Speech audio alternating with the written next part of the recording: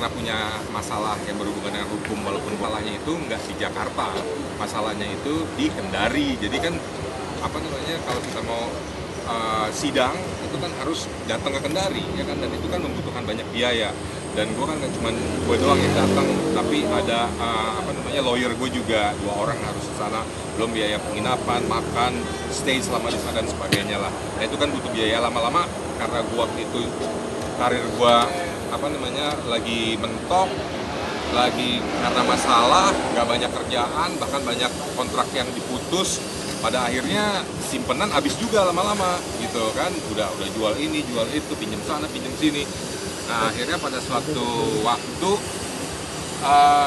udah mau sidang terakhir, udah bener-bener nih gak punya duit gitu, udah mau pinjam sama siapa lagi udah nggak tahu gitu. Nah, akhirnya gue curhat sama Christina gitu, Chris, gue udah bener-bener gak punya uang karena udah habis-habisan semuanya, gue pinjem dong sama lo, boleh nggak? Gue juga lagi ini nih, job lagi sepi, dia bilang gitu. Gue bisa ngasih lo tapi nggak bisa sesuai dengan yang lo minta gitu. Akhirnya dia ngasih gue, terus ya alhamdulillah gitu. Tapi dia rekomendasikan Isda dia gitu. Lu coba deh telepon Isda, dia baik banget orangnya. Nah gue udah menafikan rasa malu gue, walaupun gue nggak kenal baik sama Isda karena memang jarang ketemu di panggung kan. Akhirnya gue telepon istri gue, Krisna, lo tau lah masalah gue seperti ini. Kalau emang lo ada uang 10 juta yang lagi nganggur, gue boleh pinjem nggak? Gue harus berangkat sidang terakhir tuh besok. Lo kapan butuh? Ya sekarang, karena kan sidangnya besok. Oke. Dia nggak pakai mikir lama loh, alhamdulillah. Terus dia, lo nomor rekening lo berapa? Akhirnya gue kasih nomor rekening, ya nggak sampai 5 menit dia udah transfer 10 juta, segampang itu gitu loh. Tapi kan untuk mendapatkan orang yang benar-benar bisa ngasih kepercayaan ke kita itu kan melalui tahap juga kan, setelah kita pinjam sana pinjam sini nggak dapat, bahkan ke orang yang terdekat pun juga mental semuanya. Akhirnya ya Allah, akhirnya kasihan juga gitu, ngasih jalan keluar. Sampailah ke Isda ngasih pinjam 10 juta. Ini gue mesti balikin kapan? Gue bilang sama Isda, udah lo nggak usah pikirin, nanti lo ada punya duit lo balikin.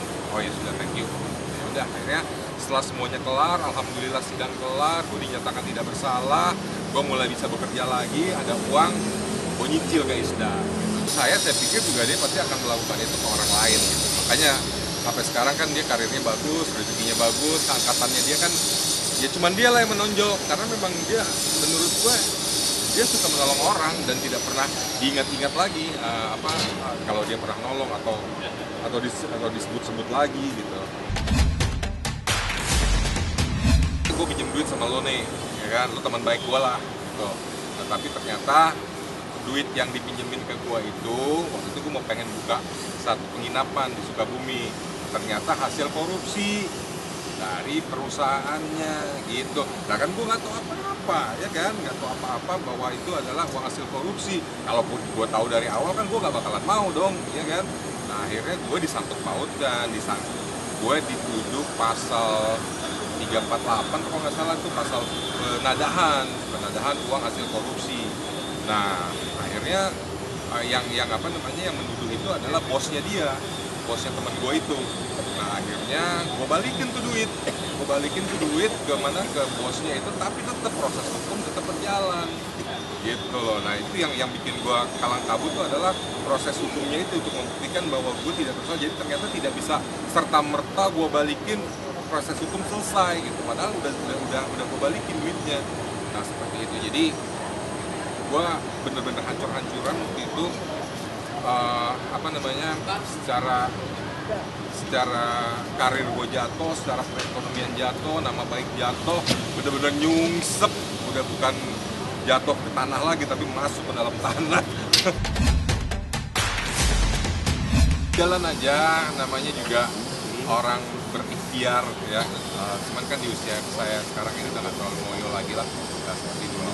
Kata kalau Allah ngasih, mengabulkan doa saya dan menjawab ikhtiar saya, ya ayo kita jalan gitu, dapat pasangan yang pas, luar dalam, lahir batin. Tapi kalau misalnya ternyata sampai akhir hayat saya harus tetap berada di panti jomblo nggak apa-apa juga gitu.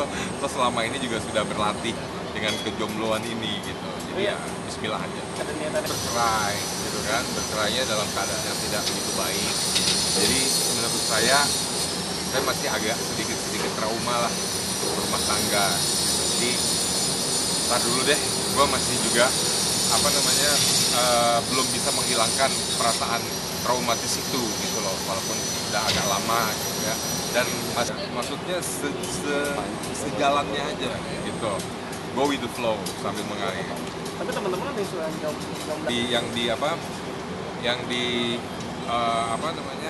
yang dijodohin sama saya, mau dijodohin sama saya, dicomblangin sama saya itu satu yang memang perempuan yang usianya sudah tidak muda lagi, yang sudah ditinggal mati suaminya gitu. Itu yang selalu yang selalu ditawarin ke saya gitu. Jadi ya mungkin sesuai umur juga ya, nggak mungkin kan tiba-tiba saya nikah gitu dengan usia 17-18 tahun gitu kan, apa kata dunia gitu kan. Tapi ya nggak tahu juga, namanya jodoh, bisa terjadi juga. Tapi selama ini belum pernah ada itu.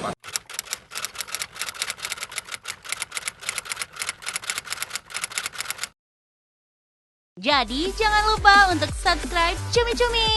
Ditekan ya tombol lonceng merahnya.